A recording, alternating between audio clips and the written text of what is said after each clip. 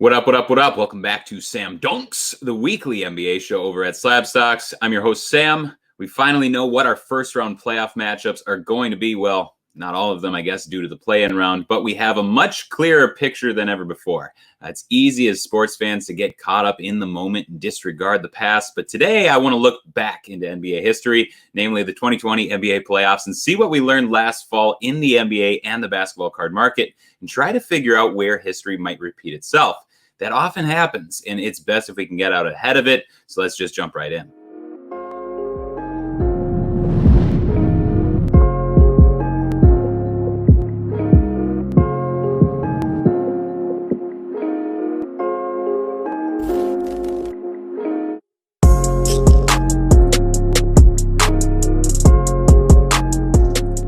We're looking at last year's big winners or big losers from the NBA playoffs. There were some players who drastically raised their profile and some whose profiles took a hit. That's hardly ancient history since it only took place less than 9 months ago, but we can still learn from what happened and project if we might see some similar cases this year.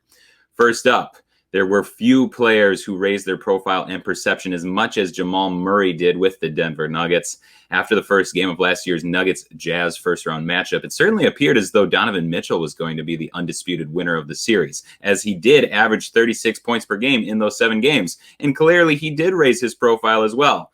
But it was the young scoring guard that walked away with the series, known as Jamal Murray. He averaged just under 32 points per game in this series, including back-to-back 50, 42, and 50-point performances. And while he cooled off in the next round a little bit, it was his 40-point outpouring in a do-or-die Game 7 to bury the second-seeded Clippers that is still remembered today. And probably the easiest way for a player to step into the realm of household name in the NBA is to score big in the playoffs. If you think back to last year's playoffs, the performances which seem to stand out the most, in my mind anyways, were Mitchell and Murray exchanging their 50-point games, Luka Doncic's 42-point playoff debut, Jimmy Butler's 40-point triple-double in Game 3 of the Finals. You score a bunch of points, and a lot of people are going to notice. So the question is, looking at the first round this year, who stands the best chance to step into that prime scoring role and really surprise a lot of fans in the process? The best bet, in my opinion, has to be Michael Porter Jr. of the now Jamal Murray-less Denver Nuggets. In the 3-6 matchup between the Denver Nuggets and the Portland Trail Blazers, we have 2 of the top offenses in the league going head-to-head. In fact, this is the highest-ranking offensive matchup of the first round, with the 6th-rated offense of the Denver Nuggets facing off against the 2nd-rated offense of the Trail Blazers. The Blazers are heading into the playoffs as one of the hottest teams in the league after winning 10 out of their last 12 games, and they're led by known clutch playoff wizard Damian Lillard. Now, the Trailblazers, you're not going to get the upset by clamping down defensively. They just don't have the personnel for that. Their only hope, and it's pretty legitimate hope in my opinion, their only hope is to simply bury the Nuggets under a barrage of scoring. And that's absolutely going to be the game plan of the 2nd-rated offense in the league, which obviously means that the Nuggets are going to have to do whatever they can to keep up offensively. Obviously, Captain Obvious right there.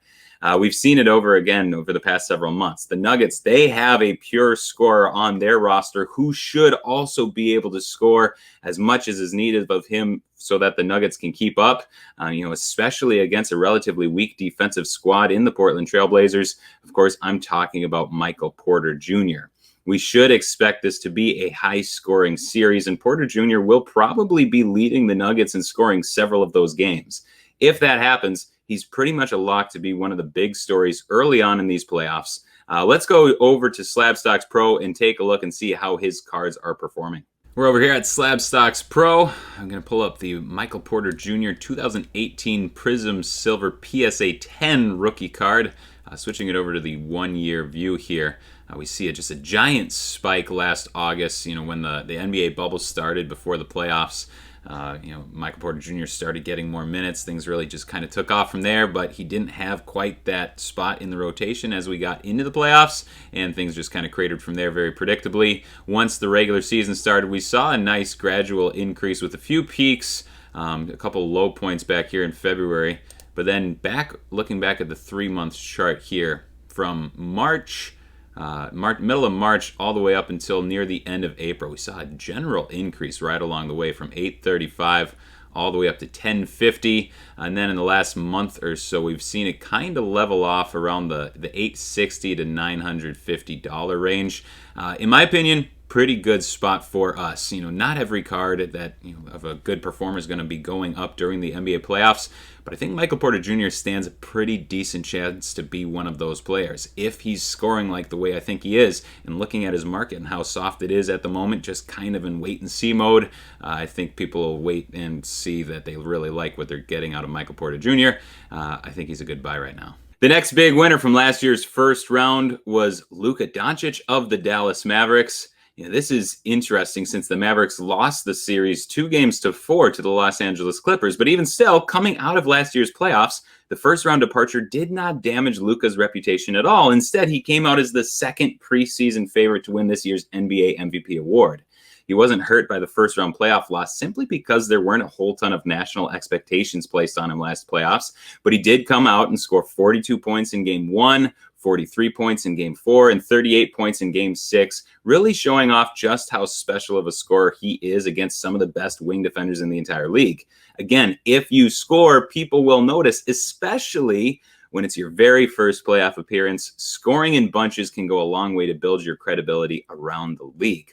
So this year, I'm looking at another player making his first appearance in the NBA playoffs who has the ability to score big, and that's the guy whom Luka Doncic was essentially traded for, Trae Young of the Atlanta Hawks. He'll be appearing in the 4-5 matchup between the New York Knicks and the Atlanta Hawks.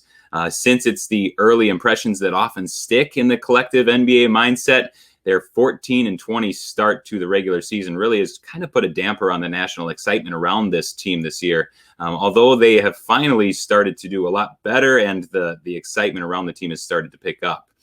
During the dreadful start to the season, the Hawks were struggling through a variety of injuries and generally just weren't responding very well to head coach Lloyd Pierce in his third season at the helm of the team.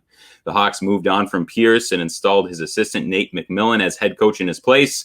Since that transition of power, the Hawks are an astonishing 27-11, owning the league's 8th best offensive rating and league's 7th best net rating during that span of time. Pretty good stuff.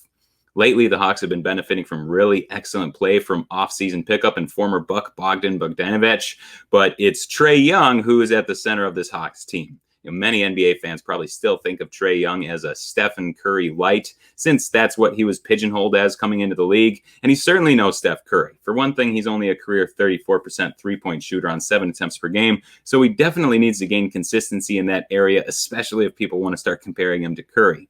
But he's smartly dialed back the attempts from deep this season, particularly those attempts which are at least 3 feet beyond the three-point line, and he's added in even more floaters, a shot which he is historically proficient at.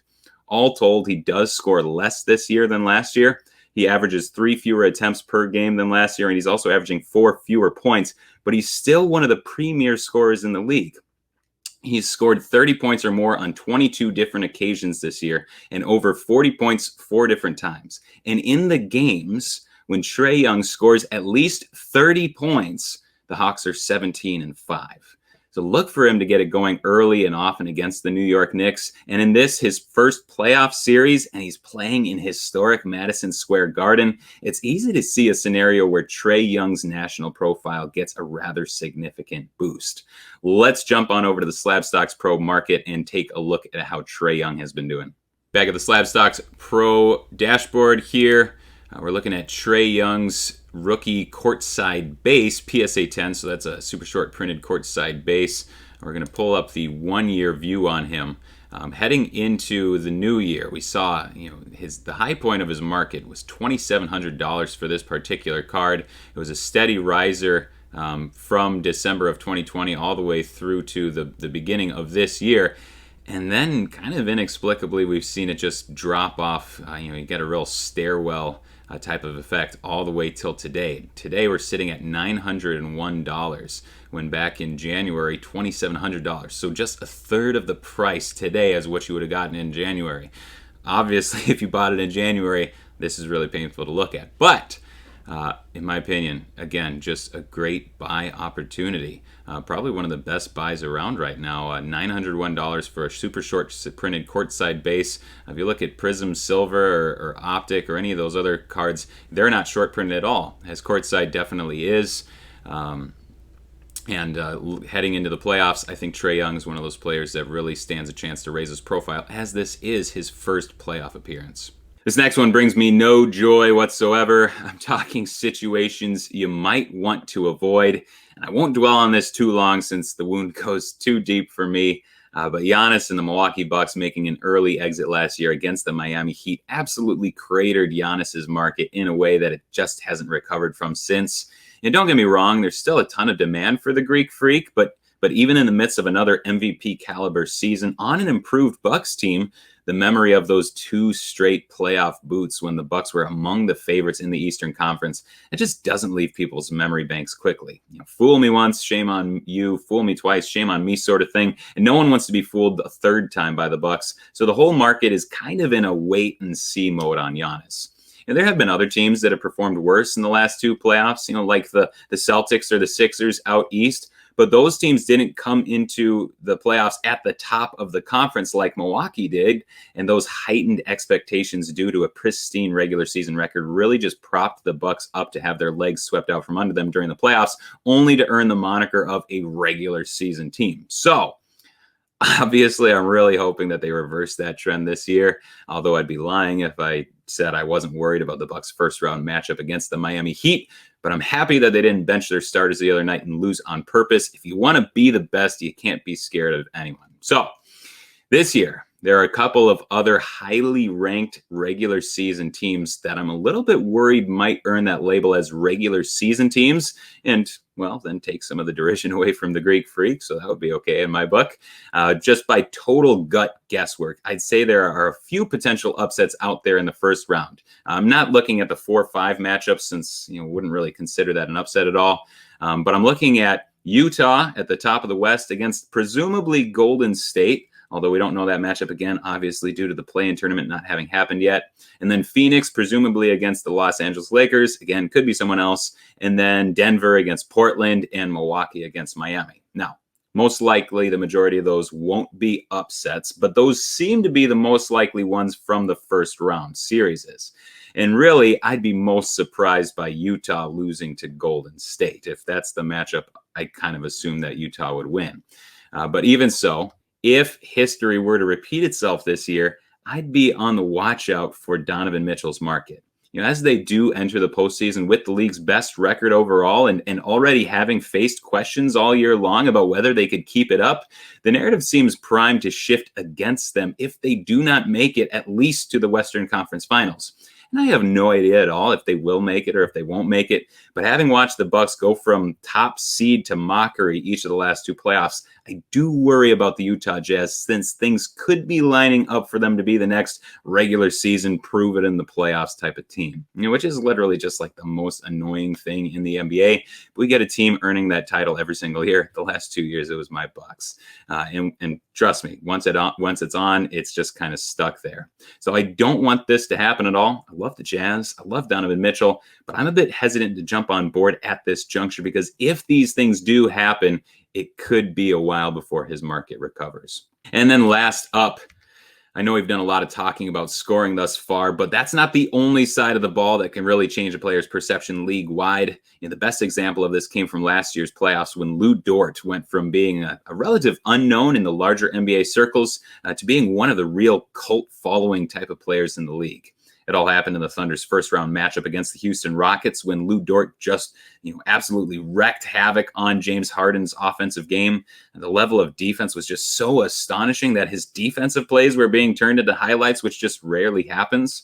Now the Thunder are obviously not in the playoffs, so we don't have Lou Dort this year. But there are a few guys in this year's playoffs whose man-to-man defense is so good that they can actually find the spotlight on themselves due to their defensive contributions. And Dort's card market really took off during that playoff appearance last year, and we could see history repeat itself this year with a few of these guys. Drew Holiday, Michael Bridges, Rudy Gobert, Ben Simmons, they're just some of those guys whose defense can really just pop off the screen in a way that usually only offensive highlights do. Bam Adebayo should have thrown in there too. But the guy that I have on my eye on for the honorary Lou Dort Playoff Stopper Award is Matisse Thybulle of the Philadelphia 76ers. And again, we obviously don't know their first round matchup, but it could certainly be against the Washington Wizards. This season, Thybulle finds himself squarely in the rotation and a larger part of the roster than he was last year. And assuming the Sixers don't get swept in the first round like they did last time around, he should have plenty of opportunities to showcase his otherworldly defensive talent. He's one of just 6 players in NBA history with a block and steal percentage over 3%. 2 of his peers in that category being the Admiral David Robinson and Hakeem the Dream Olajuwon. Thybulle is that good, and if the 76ers make a deep run, he'll have lots of opportunities to put NBA Twitter in a frenzy, which certainly won't hurt his card market. Let's go take a look real quick at his marketplace over at SlabStox Pro. Back here for our last trip to the SlabStox Pro database, pulling up 2019 Prism Silver Matisse Thybulle. We're looking at his PSA 10. If we switch over to the 1 year tracker here, really just kind of shocking. You look back to August of last year, we see a rise through COVID, like with everyone else. We see it hit a peak early in August, with the beginning of the playoffs, and then it really kind of dropped off. And he's, Matisse Thybulle is one of these guys that really just benefits so much from Twitter hype, and he tends to get a lot of it in spurts. But you also see just these big mountains and then these big valleys. We've just come out of a big valley, $69 for this card for Matisse Thybulle just at the end of April, or end of February. 2 is February, end of February, and now we've been on the rise of late. We're up to $167 here, $160 of late. So I don't know if it's the world's greatest buy right now, but I do really think that Matisse Thybulle has a good chance to show out in the playoffs, and getting that playoff spotlight on him, and knowing that he can play just excellent defense, and he's going to be facing up against some of the world's best, basketball players, since he is playing in the NBA playoffs. Going to be a really good chance for him to raise that profile back up to where it was back in August of last year. So those are my best guesses as to what players might raise their profiles or who might damage their reputation. There will be many more such players in each category over the next few months. Maybe for some that affects their market in the short term, but even if it doesn't, any change in public sentiment will tend to hang on into next season. So pay close attention to the shifting feelings around a given player through this postseason, and you just might be able to capitalize heading into the offseason. Until next time, it's been a pleasure to have you today. Really appreciate you taking out the time to listen, and I'll see you next week.